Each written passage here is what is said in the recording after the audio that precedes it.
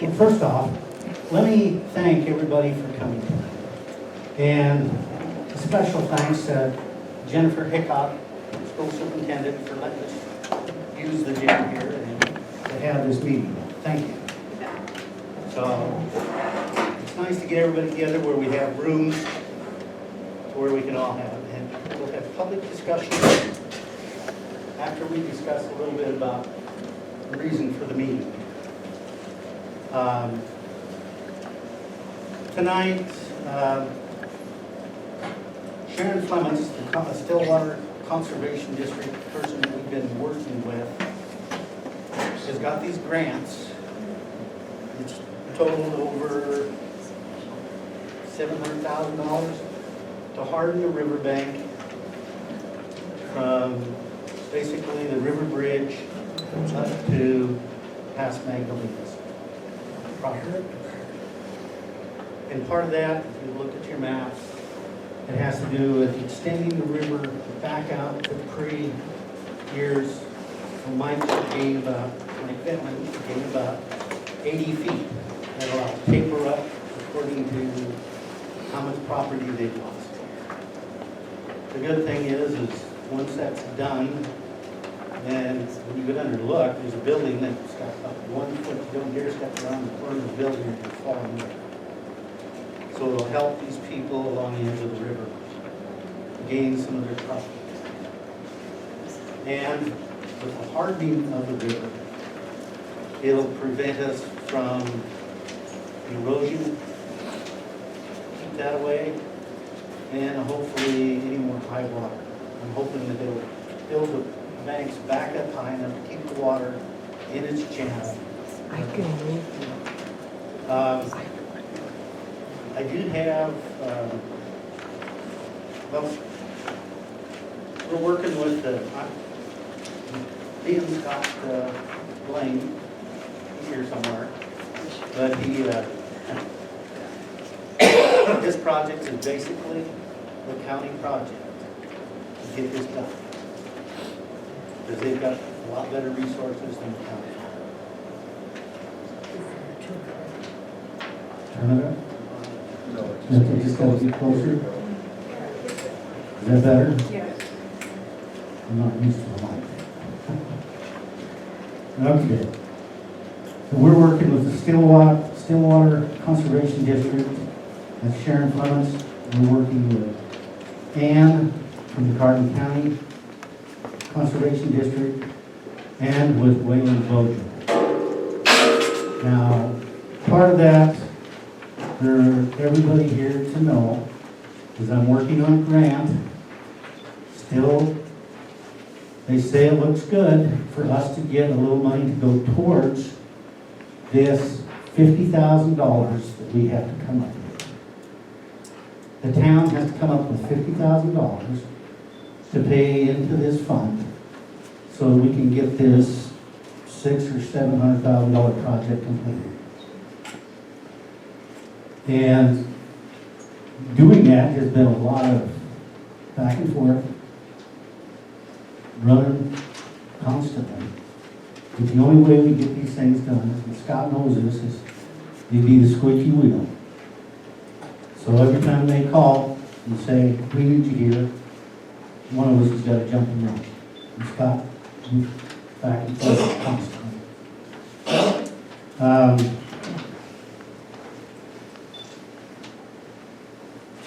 We cannot, as a town, talk this project to death. And you all know what I'm talking about. We can debate and talk about what needs to be done for months. And we have high water coming again this year. We will lose this within 20 days if we don't come up with the money. It will all go back to the state. That is something I do not want to see. I want to see this project go forward. I think everybody here wants to see this project go forward. The money from this for this project is coming from the Department of Natural Resources and the Conservation District. That's the grant money that I'm looking at, which it's a $36,000 grant. And we'll get $28,000 of that to use to help fix our water quality, which would be we could pay down that $50,000 with that $28,000. I don't have the money in hand. And when you work with the government, if you don't have the money in hand, you don't count on it. So it's looking good. And I think Scott can verify that, but it hasn't happened yet as of when I got here tonight. So I've been in conversations with both conservation districts this afternoon to find out what we gotta do, what I gotta do. If I gotta go run a letter or a mail or do whatever, I'm willing to do it because this is important for everybody.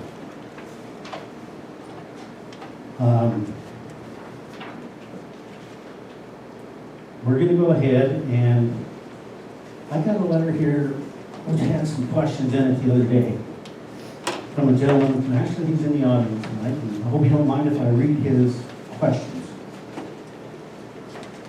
which kind of gives a lot of information about this project. A lot of information that a lot of you guys might not know, but are probably thinking about it. He wants to know the cost to riverfront property. You know, that's up to the council to decide. Basically, are we going to split this cost among everybody? And do the riverfront property owners, do they pay higher rates than everybody else? That's something we'll be debating. It's the cost to the non-riverfront owners and those with multiple properties. And that's all something that the council will have to discuss amongst ourselves here to figure out what's best. And we're going to do that with participation from the audience here tonight to see what you guys think and how you think it should be done. Timeline for cost. So like I say, she told me tonight that if we didn't have the money within 20 days, it would be past due. And in 25 days, it goes back to the state. The start and end date. Once we get this money paid to them, then we have one more permit that we have to get, and that's with the floodplain administration. And I'm not totally sure of the process. I know that they've been in contact with Sharon for this project, so I'm hoping that within a matter of a couple of weeks, we would have that permit. I sat in a meeting with them last week with the contractors. The contractors are chomping at the bit, wanting to get over here and get this done. Is there a timeline for the project, start to finish? They told me at that meeting it would take 2 weeks. From start to finish? Start to finish. They were willing to jump on it. So, as you looked at your stuff there, they're taking a lot of the materials from the river to push it and make that bank go back, like 90, 80 feet to be that. And then they'll have to haul in dirt to cover that. And then they'll plant the willow trees and stuff over that. Okay, is there a lifespan of the project? You know, you take a project like this, I think it could probably last 1,000 years. But if we have another flood, that was a 500-year flood, that would be pretty hard to stop. I'm not sure. Down there by Mike's, we probably had 2 to 3 feet of water running over his banks. That's how high it was. over the entire bank. Volume was a lot of water. And it would take a lot to maintain and keep that in, which hopefully this will. FEMA has come in and they removed some of the rocks and they opened up the channels, kind of, sort of, under the bridge, which us and the town of Red Lodge were just the only ones that got that. But instead of it being several thousand loads, I think it was 70 or something like that they were only allowed to haul out. So it wasn't a whole lot compared to what they really wanted to do.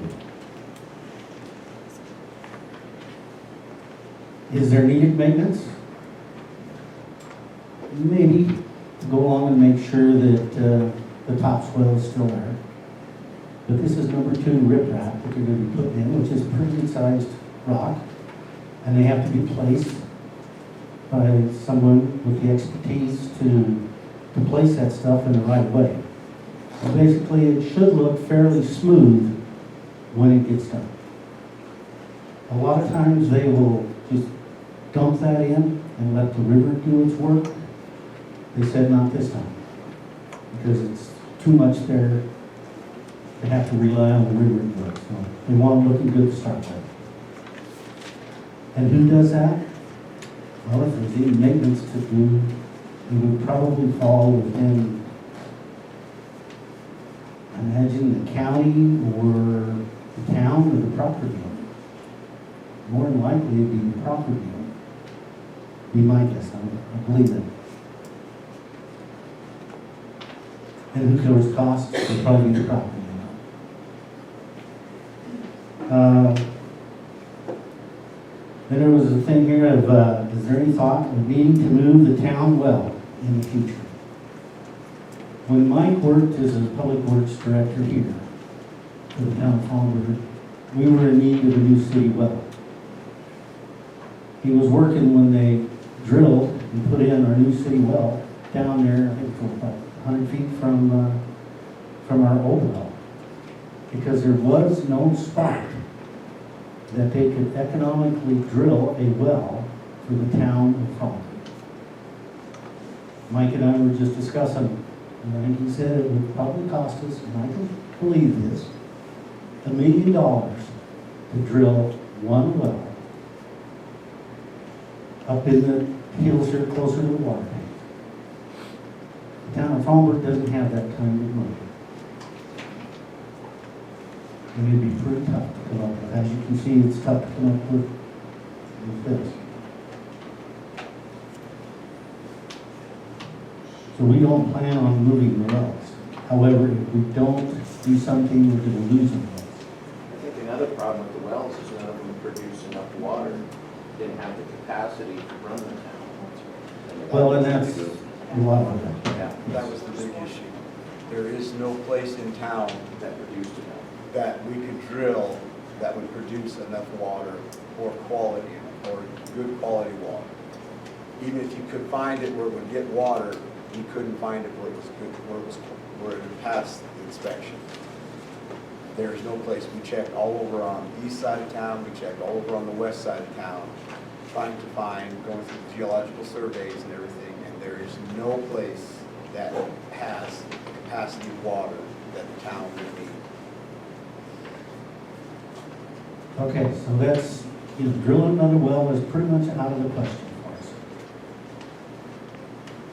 What we're here tonight to do is figure out where we're going to come up with $50,000 and to do it quickly.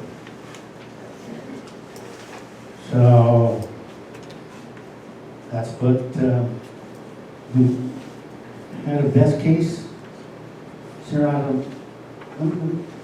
I had Sharon from the Stillwater Conservation. She worked up a thing here that said for 249 homes,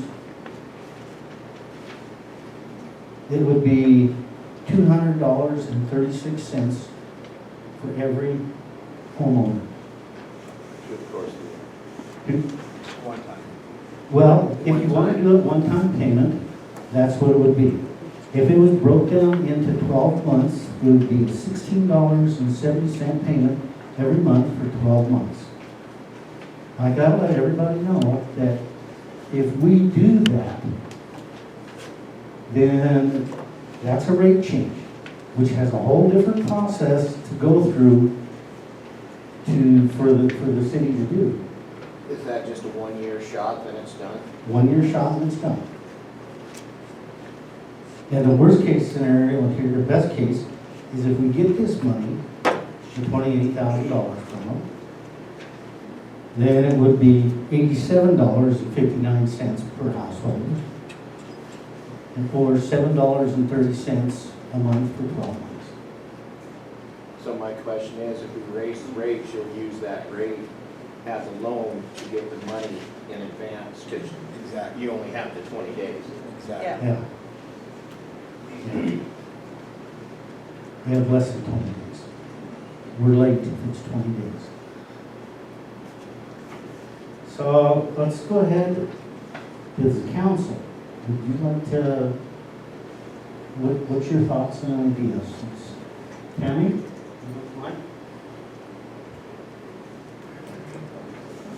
Of course, asking first. You know, we're kind of between a rock and a hard spot, and I know there's certain things that have been brought to me, you know, like, why didn't you use what you dug out of the river? And there was a reason for that. It's, number two is what we're putting in, nothing was large enough to put back in. I guess I look at it this way, we are a community and we have to protect the wells. I know that people think that other people are benefiting from this, but, I mean, we don't have a choice. We have to protect our wells, and we can't move them, obviously. So I think we're gonna try to keep it as cheap and as economical for everybody. But I'd like to hear what other people have to say, you know, on the deal. And I know it's not a popular decision every time we have to raise somebody's water rates. But it is for a year, and I think it's a pretty economical solution if everybody pitches in, is kind of my take on it. But I really want to hear from the public tonight on what they think about it. Mike? I think it would be better. Before we get into that, the audience, we need to understand that if you have something that you'd like to say, please, let's wait until after the council gets done. And then you stand up, introduce yourself, so our clerk has time to write your name down. And then you can speak at the podium. Does that sound all right? Turn it back on. Well, as most of you probably realize, I do have a good chunk of property down there. And I do, as we talked about in the last meeting, I do have skin in the game. It does benefit me. I am going to be paying above and beyond whatever this town said. We do it over 200, or we do the 87, or whatever. I am going to be paying more because I do benefit from this. But it boils down to, plain and simple, if we don't do something with this money that we got it through the EWP, which was granted because the president declared it a national disaster. This money don't come along around. There's 51 other projects right now in Carter and Stillwater County. We do not do something with this money will go to those other projects. I'm not trying to use it as a scare tactic. I'm telling you, this is what we were told by the Conservation District. We have no choice. What it boils down to is if we don't do something, if these wells get taken out, and the way it's been flooding, the 2022 flood, I lost 100 feet towards the wells. The main flood. Every year I lose on an average of anywhere from 3 to 8 feet, depending on where it's at on the bank. Take that into consideration. It may not happen in the next couple of years, but it is going to get all the way down to where it does take out those wells. And when it does to those wells, this town is basically dead because we have no place else to put these wells. I tried, when I was public works director, I worked with engineering companies and we tried, we went everywhere trying to find, because our whole goal was to put a well on this side of town. Because of the one line that goes underneath the highway, the railroad tracks, if something happened to that line, we were gonna be in dire straits. So we tried everywhere, we looked everywhere trying to find a place that we could drill this well, to get another well on the other side of the tracks. It's just not there. I do construction for a living, I'm a heavy equipment operator. To do these wells and to tie all this pipe and stuff in, this is not a cheap project.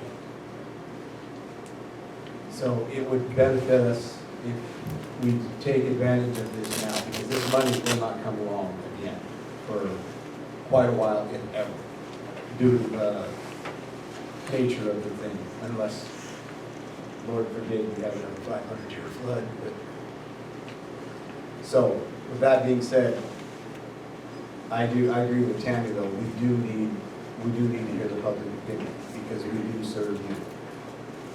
So I do want to hear what you have to say about it. Thank you. Bob? You guys said everything.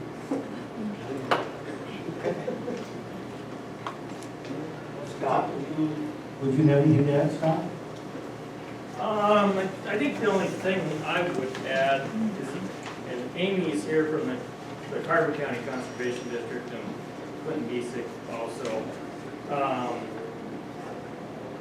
feel like the money is kind of a sure thing on this end, the 36,000, and I'm a little bit confused why the 28,000, but at any rate, bare minimum, there's administration fees on top of that too? What I was told today by, excuse me, got a minute. What I was told today by the DNRC, originally when it was planned, that money was, we were gonna have X amount for the funding and then X amount as an administration fee. But because administration fees had already been put into this contract, that it should be, in theory, as far as I know with the DNRC, the full 36,000. We won't take we won't take administration out of that. So your funding would be the full 36,000. That's what the DNRC told me today. As long as the board agreed to it, and the board is agreed across the board. So we didn't have anybody that was not opposed to it. Is Wayland going to send an email to Sharon to tell her? Sharon should have been notified this afternoon. An email went out to you and Scott and the DNRC and everybody else, so she should have been notified of that this afternoon. Yeah, so, I mean, the email from earlier today, said, this was from DNRC. She said, since this is Carbon County, we'd like communication from the Carbon County Conservation District, which is Amy, that they are aware and will sign up on this project. Fast forward, there was confusion on who the chair of the Conservation District was. It's not Wayland, but Wayland was. And anyway, I talked to the chairman of the Conservation District, and he set an action with Amy. She talked to everybody on her board. They're all fine with it. Amy sent an email to the DNRC, spoke with everybody. They're allotting the full $36,000 to help forward with this project. I think maybe the only conflict, when I talked to Sheridan last week, we talked about maybe some of that 36 should go towards the county's share, and to keep from muddying the waters, we committed the $140-some thousand odd dollars from the county. We'll just stick with that, and if the 36 goes to the 50, and it's a $14,000 balance or a $25,000 balance, wherever that works out, we'll just do it that way, and we'll stick with our commitment of the 147,000 or whatever that was left. 145,000. So that's what I know, and so we'll stick with ours.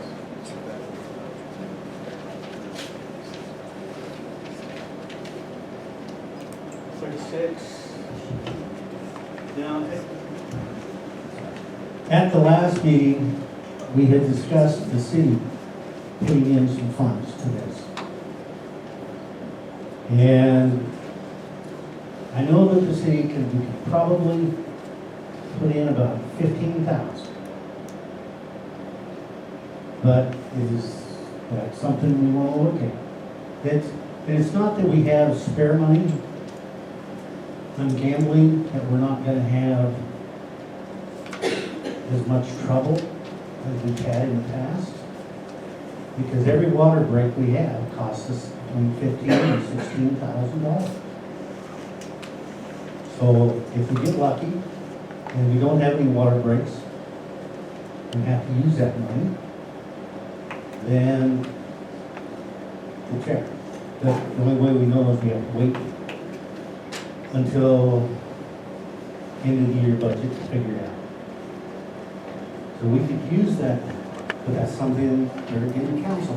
And I personally would like to see that, because this money that you guys have already paid into the water, for your water bills, it goes into an account that we use to keep up the water system. And I would like to see, how much does that come up to if we get the 36 and the 15 is one? You're over. You're over. There's only $14,000. So what if the town put in 14,000 with this 36,000, then it'll be paid for. And then every household that pays a water bill has already paid that. But if we don't get this $36,000, but I'm telling you, it sounds good. I don't have money in hand, so we're gonna have to wait, which that money might be tomorrow or the next day. I don't know. So how is it that the council wants to proceed on it? You guys want to, we're going to have to come up with some kind of idea, and that's what we're here tonight to figure out. If we don't have this money, how would you guys like to see us handle it? If we do have this money, how do you want us to handle it? What's that? Said we're on a time limit too. Yes, and we're on a time limit. We can't talk it to death. We got a week. Okay, now, we have, you guys ready for comments from the audience? Okay. Come on up to the podium, introduce yourself. Or, wait, you have a hard time walking. Let's see if you can the mic. You want me to bring you the mic? No.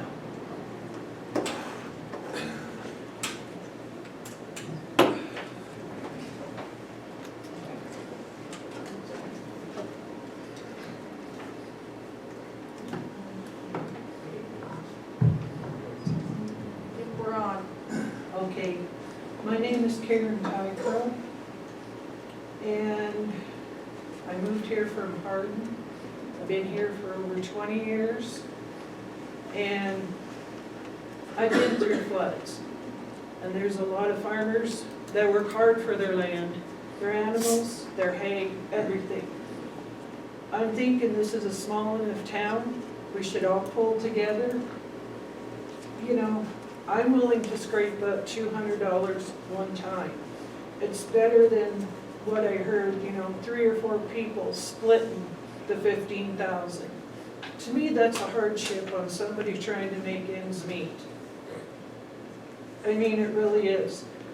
If we get the 36 and it goes down to 87 per household, better yet. But if it's 200, I think we ought to go for the 200.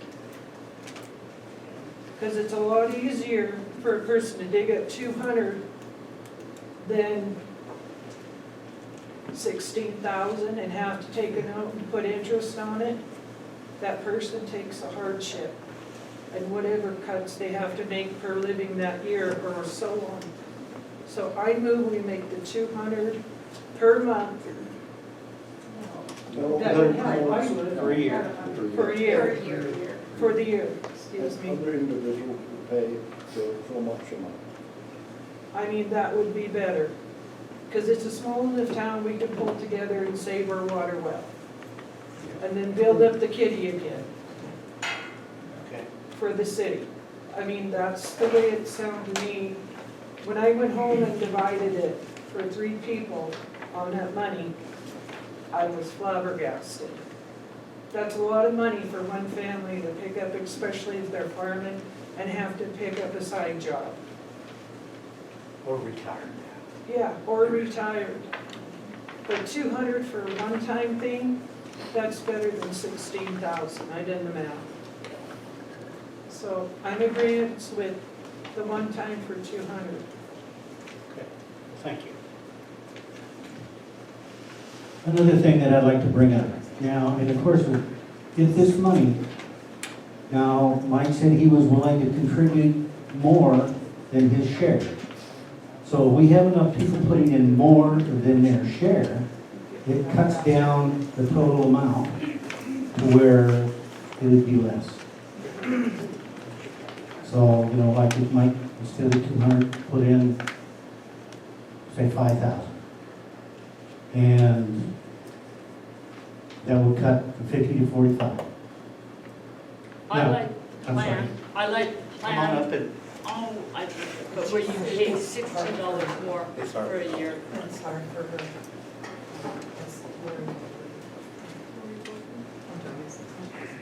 What is it, $16.44?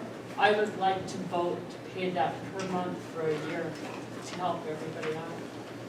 1670. 16.7. Okay, that amount. Just to let you know, this is the worst case.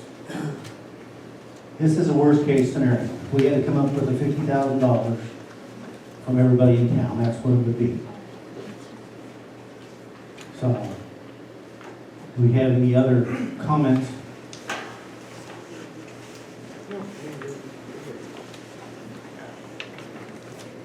Hi, my name's Carol Hergenreiter.